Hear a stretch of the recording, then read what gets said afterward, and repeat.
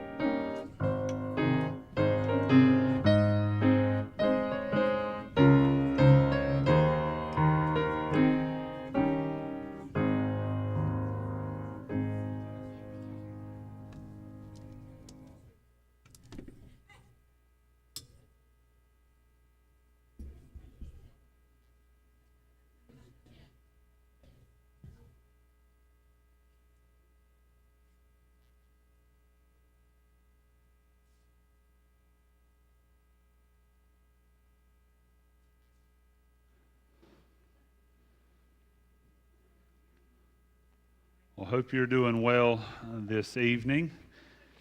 If you would, turn in your Bibles to Luke chapter 8. That's where we're going to be at tonight after we take your prayer concerns.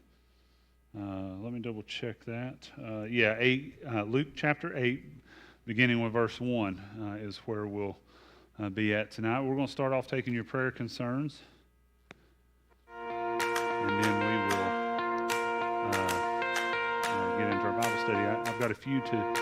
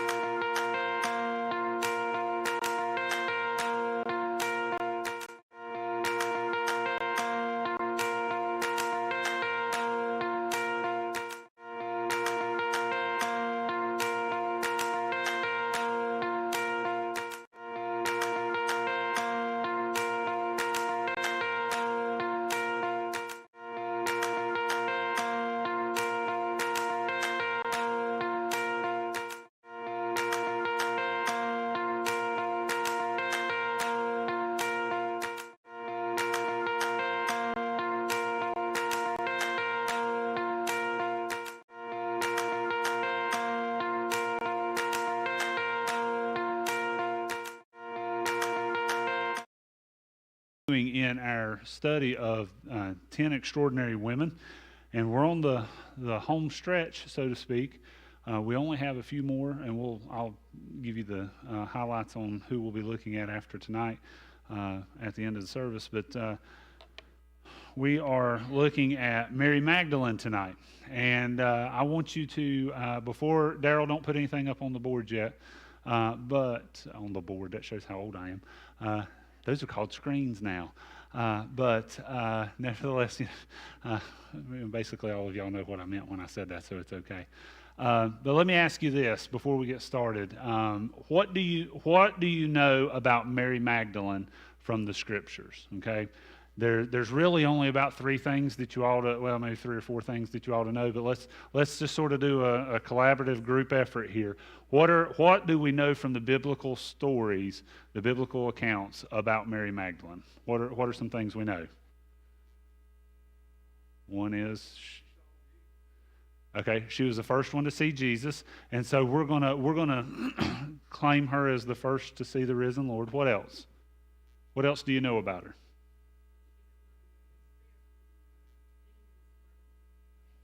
She had 7 demons that were cast out of her, and she saw Jesus. So those are the two things. Do you know anything else about Mary Magdalene?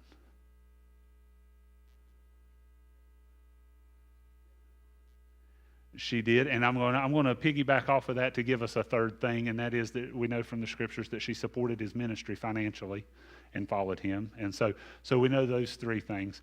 The other things that we know about her from the Scriptures that sort of piggyback off of the fact that she was the first one to see the risen Lord is that she saw him die, and she saw him placed in the tomb and saw the stone rolled in front. We're going to cover all of that.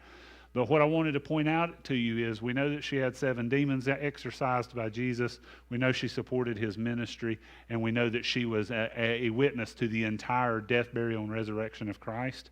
That's it. So we'll be done in about 5 minutes. No.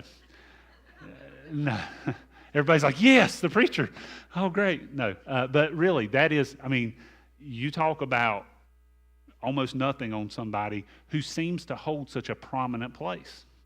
Because we talk about Mary Magdalene, everybody knows who she is. I mean, she was the one at the tomb. She's the one that held on to Jesus, and, she's the one that went and told the disciples. And so we think of her as this larger-than-life figure, and we almost know nothing about her. And so that is something interesting in itself. And I wanted to sort of see what we had talked about, but you didn't name one of the things that is mistakenly attributed to her that we'll talk about in a little bit. And I'll point out how a 6th century pope ran her through the gutter, proverbially, in a sermon. But nevertheless, we do know about Mary. We're going to start off, we do know a little bit about her. We're going to start looking at her biography. And again, just like with Mary, the mother of Jesus, we know that, looking at her name is Mary. We talked about it last week, that it comes from the Hebrew term Miriam, as in Moses' sister Miriam. But this is a Greek name, and it means rebellious or bitter. And when we talk about Mary and her sister Martha, either next week or the next time, guess what? Her name means the same thing. It also means bitter and rebellious, just in case you didn't know. So 3 Marys, all with the same name, meaning the same thing. But nevertheless, it's not, well, I am not touching that with a 10-foot pole, Rob. But anyway, we do know that Mary would have been roughly about the same age as Jesus, maybe a little younger, maybe a little older. We don't really know. So most likely she was born in the late 1st century BC. As I've told you before, Jesus was most likely born 4 to 6 BC. We don't know exactly, but chances are she was born around there. She might be a little older, might be a little younger than Jesus. We just don't know. Something that we do know about her, because of the name that her surname that is given to her so often, is Magdalene.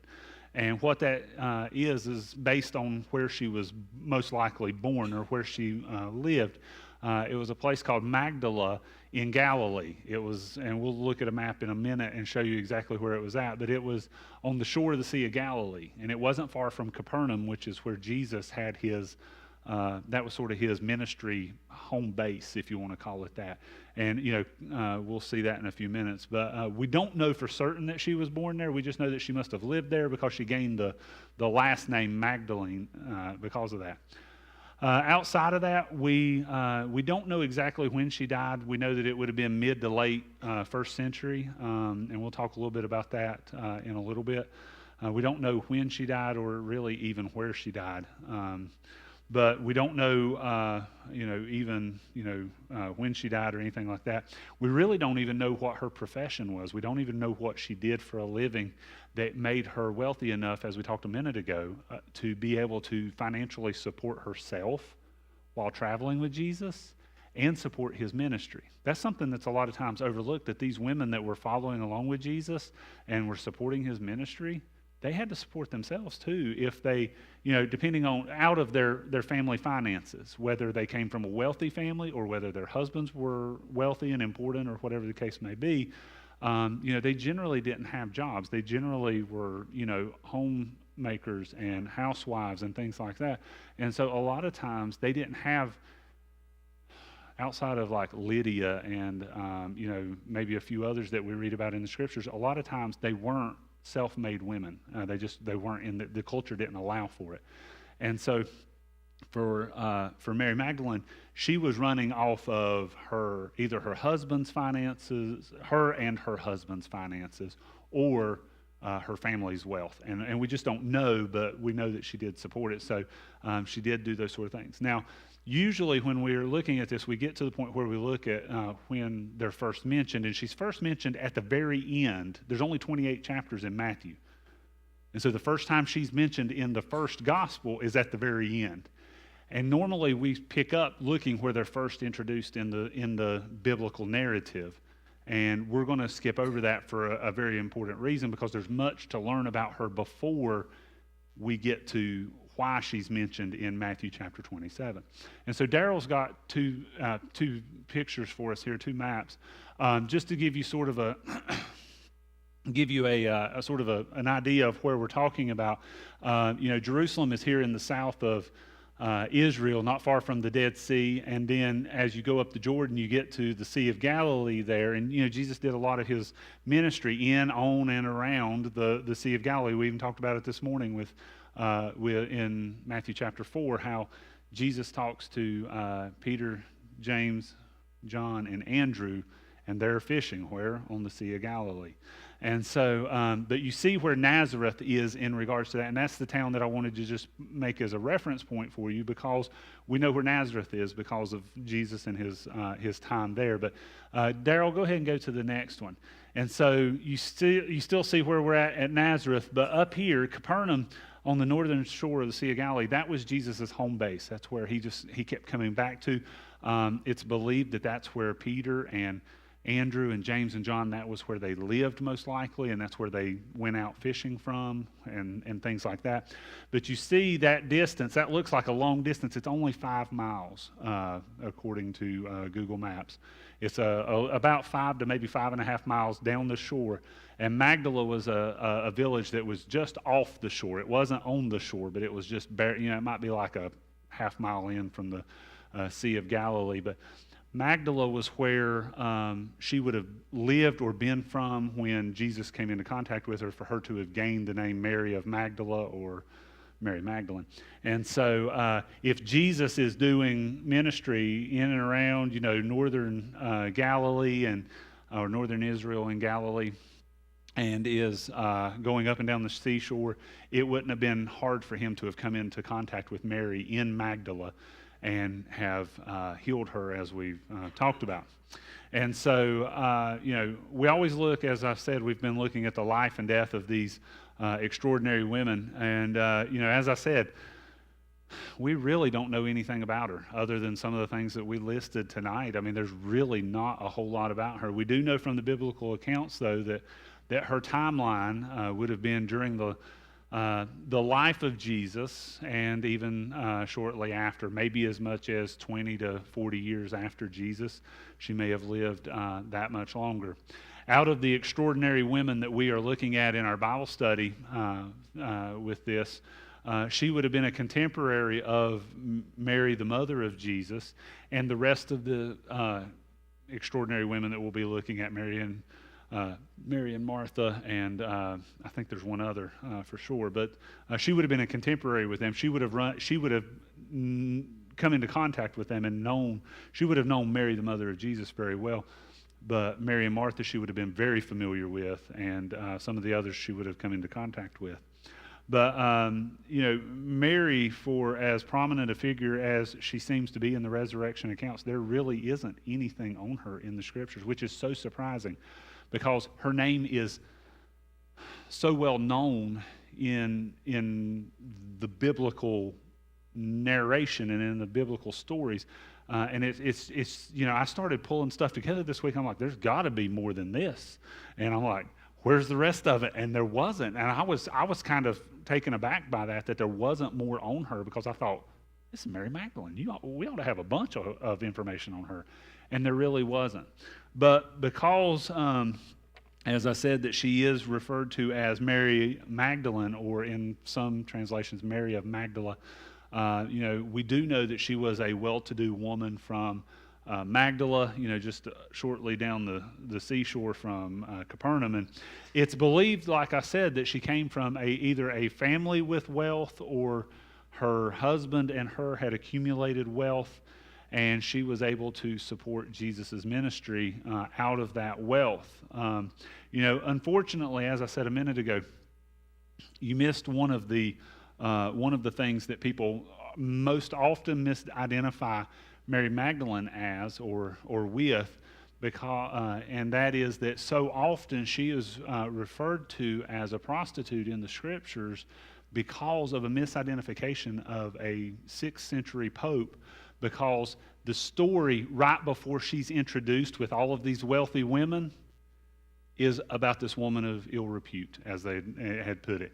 And so this 6th century pope, the head of the Catholic Church, just says, oh, well, this must be Mary Magdalene, so we're going to tie it to her. And then I think it was his Easter message, which I guess would be from what we would call the Vatican now. He preaches and makes her out to be a prostitute, and it has stuck for 1,400 years. And so, but there is no scriptural proof of that. And as we'll see in a minute, there's actually scriptural proof to the opposite of that, as we'll read in a minute. But to formulate what we do know about her from the biblical text, we have to skip past that first mention, as I said, in Matthew chapter 27, because that's at the tomb. And there's other things that happen before that help paint this picture for her before she ever ends up at the tomb of Jesus. But beyond where she was from, we find out that she had to have been well-to-do from what we read in Luke 8, 1 through 3. And so I'm going to ask you to look in your Bibles with me there so that we can read that and see what we can find out about her from there. It says, after this, Jesus traveled about from one town and village to another, proclaiming the good news of the kingdom of God. The 12 were with him, and also some women who had been cured of evil spirits and diseases, Mary called Magdalene, from whom 7 demons had come out, Joanna, the wife of Chuza, the manager of Herod's household, Susanna, and many others. These women were helping to support them out of their own means. And so right here, we see that she was well-to-do. She was wealthy beyond like the normal layperson in Israel at this time, because she wouldn't have been able to have went and supported this ministry if she didn't have the extra wealth to do that. And we also see that she was associated with prominent women that were also supporting Jesus's ministry. And one of the women, Joanna, as it says here, was the wife of the man who was responsible for managing King Herod's household. So think about that for a minute. Here is, let me make sure I get the names right. You've got Susanna, and you have Mary Magdalene, and then you have Joanna. And Joanna's husband is, responsible for taking care of King Herod's home. So these are, at least in that case, these are very influential, very prominent people in society in Jerusalem and in Israel at this time. And so, as I said a minute ago, chances are this is further proof for us that Mary wasn't a prostitute as this 6th century Pope made her out to be, because Joanna wouldn't have been associating, because of her position in society, she wouldn't have been associating with a prostitute. And so it's another indication that the Pope should have done a little bit more reading and done a little bit more background study than before he got up there to speak that day. But nevertheless, we know that she was well-to-do and did a lot to help support Jesus' ministry. And here in Luke chapter 8, we also find out one of the more intriguing things about Mary's relationship with Jesus, and that is here in Luke 8, verse 2, and over in Mark 16:9. You don't have to turn there. But both of them record that Mary had been demon-possessed and that Jesus healed her. And we're told that she had 7 demons exorcised by Jesus. And as powerful a story as that would have been to witness, none of the gospel writers go into any detail about this event. So we don't know why that is. It could be that they weren't present when Jesus did this and Mary just came on and was tagging along after the fact. It could have been one of those times where Jesus sent his disciples out and he happened to have an opportunity to do some ministry, and they just know there were 7 demons, but we can't tell you about the story. We can't tell you about, like with the Gardenian demoniac where he says, how many are there? And he says, we are legion, or what is your name? And he says, we are legion. We don't know anything about that kind of details about the story, but what we do know is that there were 7 demons cast out, and it's only referenced as a fact of what Jesus did. And that should be enough for us. We would love to hear the details and just hear how Jesus worked, because it's just awesome to see those things. But what we see here is that it's just a fact that this is what Jesus did in Mary's life, and we can understand why she would want to follow him and why she would want to support his ministry after he healed her in that way. And besides her powerful testimony of Jesus exorcising 7 demons from her, Mary's most notable part in the biblical text, as we talked about a few moments ago, is her role in the death, burial, and the resurrection of Jesus. Because we read in all 4 Gospels record, and I could tell you the chapter and verse, but they record that Mary was one of the women watching from a distance as Jesus hung and died on the cross. The public executions on the cross of criminals on the cross was not for polite society. Let's just put it that way. It wasn't something that they really allowed or really encouraged women to be a part of in this day. They didn't care if men come to watch or to be a part or to be a witness to the death or something like that. But we all know how difficult death is, much less if it's a gruesome death like this. And so they watched from a distance. We don't know how far that was, but it would have been close enough that she could have seen him die on the cross. But not only that, we also read in Matthew, Mark, and Luke how Mary watched as they placed Jesus' body in the tomb of Joseph of Arimathea, and they rolled the stone in front of the tomb. And so not only has she watched him die, and then Joseph of Arimathea and Nicodemus take the body and start to prepare it, and they take it to the tomb presumably in Gethsemane there, and they take it, they do the quick preparation that they were able to do because of the approaching Sabbath. They get him in there, and it said that they were sitting across from where the tomb was when they placed the body, that Mary saw them place the body in the tomb and watched Joseph have the stone rolled in front. And so she's watched him die, she's watched him be buried, and the stone be rolled in front. So she knew where he was at. There was no mistaken, I walked to the wrong tomb type thing. She knows for a fact that he had died. And then we also read in all 4 Gospels how Mary not only witnessed the empty tomb, but the resurrected Lord. And that was something that we talked about a moment ago. So when she gets to the tomb, it's not a mistaken identity for the tomb that she's like, oh, I just walked up to the wrong place. She knows where she's going. She sees the stone is moved back, and she sees the tomb is empty, but she also sees momentarily after that, she ends up seeing Jesus resurrected in his glorified body. And so, Mary was the first person to share the news with the disciples that Jesus was resurrected, that he wasn't dead, that he was alive, and that she had physically seen him. And Jesus is like, don't cling to me, which shows us that she wasn't seeing a ghost, she wasn't seeing an apparition or anything like that, because she was actually holding on to him.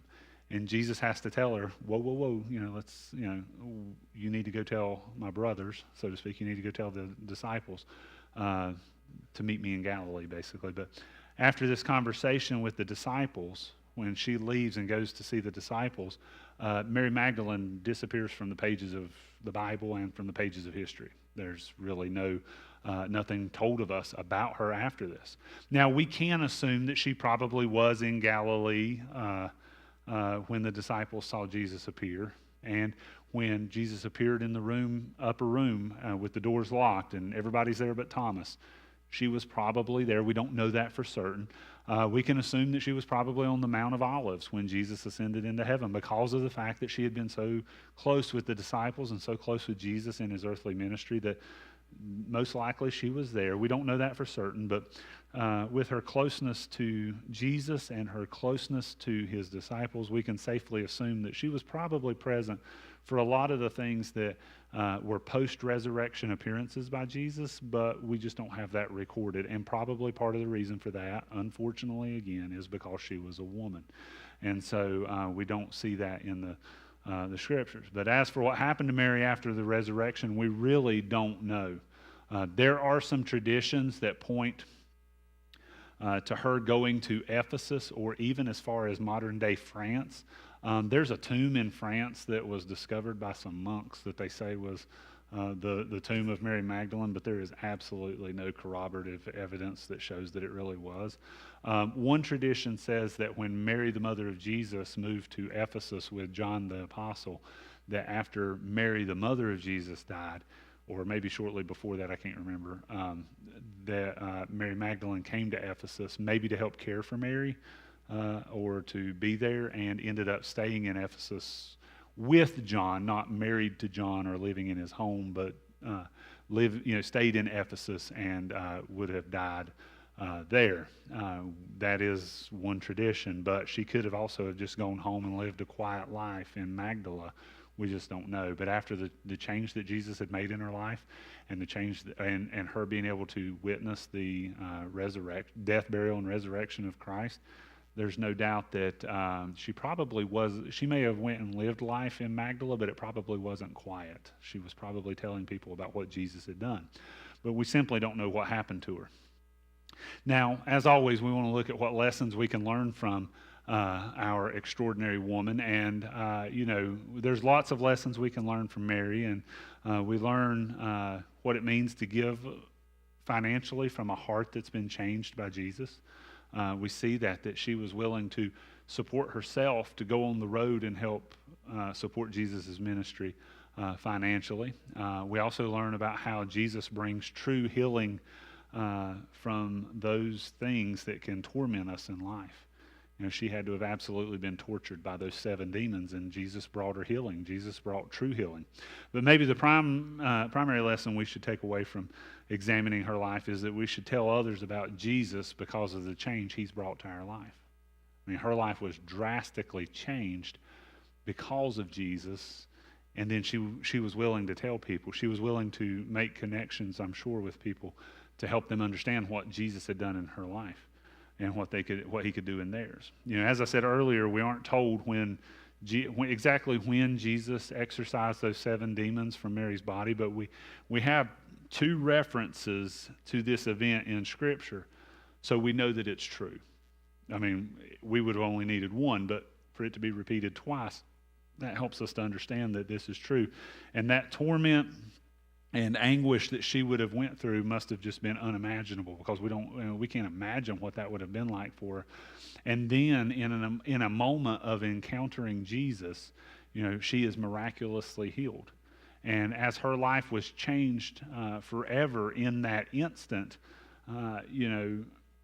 we see from her perspective of Jesus that her perspective of Jesus and her dedication to him was changed forever too. She was willing to follow him, literally to death, and support his ministry and to help others have their lives changed as well. Now, she had a purpose in her life beyond being tormented by the demons, and she wanted to support the one who had healed her. She wanted to help him help others so that others would be healed by him as well.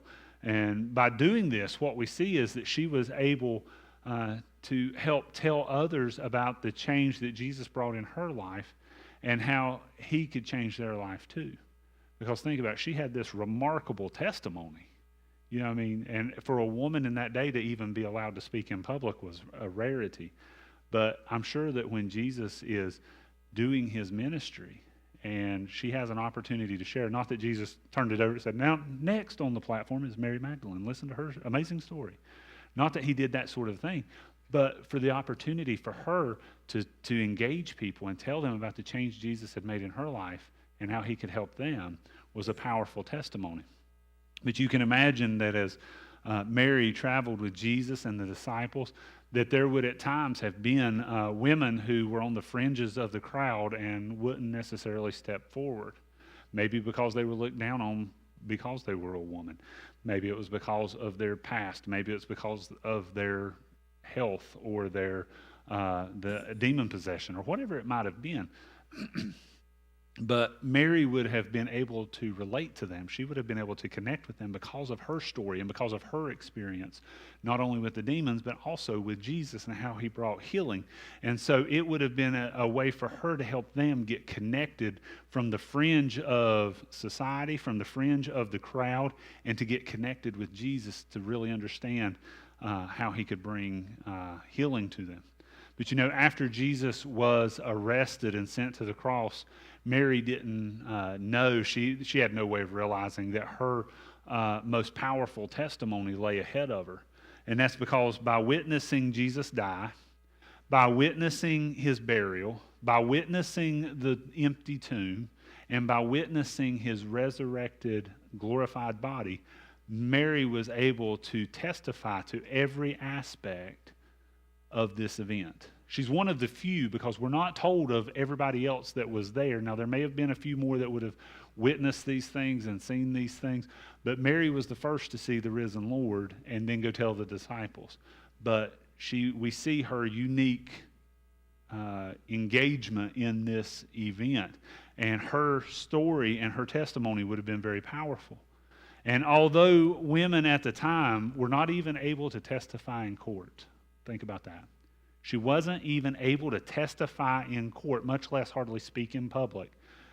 Isn't it amazing that the person with the greatest testimony and the first command to tell others about the resurrected Jesus was this lady, Mary Magdalene? She was empowered by Jesus in a very powerful way like this, and she did that. She went back and she told the disciples. And then as we read, John's like, Peter ran, and then the other one, the younger one, the faster one, me, outran him, to the tomb. But we see that, the guys get all caught up in a foot race, and Mary's like, Jesus is alive, get over it, guys. She's just trying to get there, trying to get them to understand what's going on.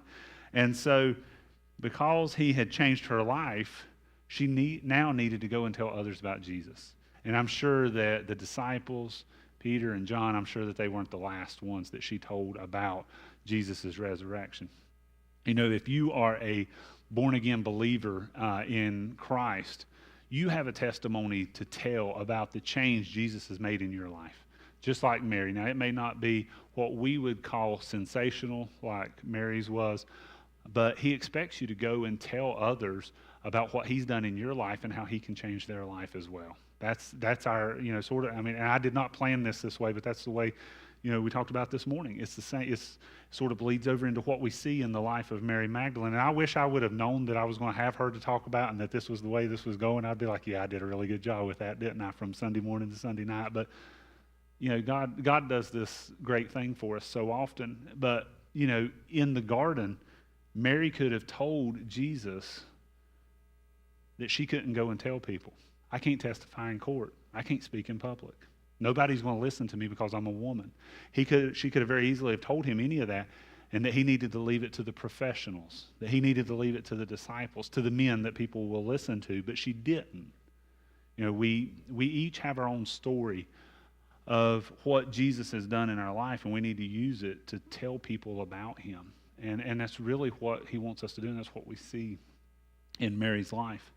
For the first 23 years that Misty and I knew each other, probably the most interesting part of our story for how the Lord had worked in our lives outside of our own salvations, her at Vacation Bible School and me in a service at Dry Ponds. Outside of that, and not that those aren't, important stories or anything like that. Outside of that, probably the only thing that we would have had to talk about with how God had provided and how God had done things on a big scale was how he worked through infertility to bless us with Drew and Cooper, and how we could, the medicines that we were able to use that got us pregnant with Drew are no longer on the market because of birth defects and things like that. And so that explains a lot with Drew. But we always say that, or I always say that. Misty's like, shut up. But that was our story for a long time.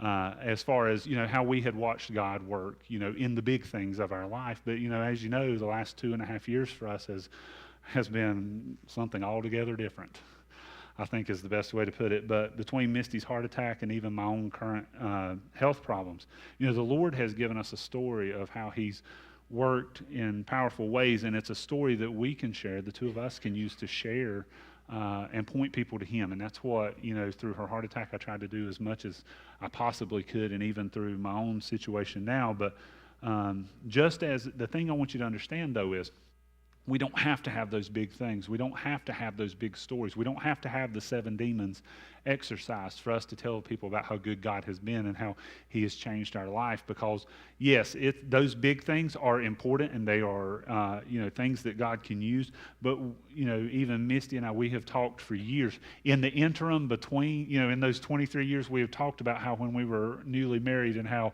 wasn't exactly sure where the money was going to come for certain bills or for different things. And the Lord we got a check in the mail for the exact right amount for what we needed, and we knew it was a blessing from the Lord, and we gave him thanks for that. There were plenty of times that we saw that early on in our marriage, and other times where he has just stepped up and provided in different ways and done things to care for us. And we see that we've been able to use in the mundane, everyday, small things to point people to God's faithfulness and to show them, how he works in the day-to-day things, not just the big things that seem to be overwhelming and all-encompassing. So I say that to say this. Regardless if you have a Mary Magdalene moment where, you've been healed of 7 demons, or, you've witnessed the risen Lord like she did, those sort of things, or whether your moment is just sitting on the fringe of the crowd talking to someone who needs Jesus, and you're able to connect with them because of your own past history, things that you've gone through in life, or whatever God uses, use that story. Use that story of what God has done in your life and use it to point people to Jesus, just like Mary did. I mean, she sets a great example for us on how, you take what God has given you, you use the story that God has created in your life, and then use that to share Jesus with others. And that's probably, to me, that's a greater lasting legacy for her, or as great a lasting legacy for her as it is the fact that she was the first one to see the risen Lord on that first Resurrection Sunday. And so that's the end of our study on Mary Magdalene. To let you know who we will be looking at later, we will be looking at on November 20th, we'll be looking at Mary and Martha, the sisters of Lazarus. And then after that, we will be looking at Photine from the New Testament. And if Photine is not a name you're familiar with, I encourage you to look it up. Mostly because Photine is not the name given in the New Testament, but it's one that we'll be looking at. I had somebody ask me when we started this series, they're like, are you going to look at Fotine? And I was like, well, actually I am. I said, don't tell nobody because we're going to look at her last. And so she'll be the last one that we'll look at. So a little bit of an Easter egg for you there. Be looking for that one. PH, not F, Photine. And so those are the last two that we'll be looking at, and those will be basically towards the end of November, because next week we have Fifth Sunday, so there will be no Sunday evening services. This Wednesday night, we will be looking at, when we talk about encounters, we're going to look at Peter and his encounter, one of his encounters with the Lord. And then next Sunday morning, we're going to continue in our Hoosier One message series. And then, as I said, next Sunday night, we won't have any evening services because of Fifth Sunday. The next Sunday night, just to give you sort of a heads up of where we're going, the next Sunday night will be the reception in the Family Life Center. The Sunday night, that's the 6th of November. November the 13th, which is the next Sunday night, is when our mission team will be headed to Caswell, so we won't have evening services that night as well. So the next time we come together for our 10 Extraordinary Women will be November the 20th, and so that's when we'll be back in our study here. And so we'll be wrapping up our Encounters series on Wednesday nights before very long, so hope you'll be a part of that as well. And so that's sort of where we're headed in the next week. Saturday is the trunk or treat. If you are planning on donating candy, try to have it here by Wednesday night would probably be best. That way we've got time to get it divvied up and emptied into containers and things like that to be handed out to those that will be decorating their cars and things like that. That's from 4 to 6, and so probably need to be here no later than 3:30 to get set up with your cars, and that way you got time to get everything done. Misty and I will be at a wedding that afternoon, unfortunately, that was planned before we had to change the date for our trunk or treat, so we won't be able to be here. But looking forward to Pastor Jake taking the reins here and helping with that. And so looking forward to a great turnout from that. If you're still looking to help with the barbecue, then Joyce and Tanya and others will be glad to put you to work. We had somebody volunteer this morning, and so want to remind you of that. So with that being said, I'm going to ask Dean if he'll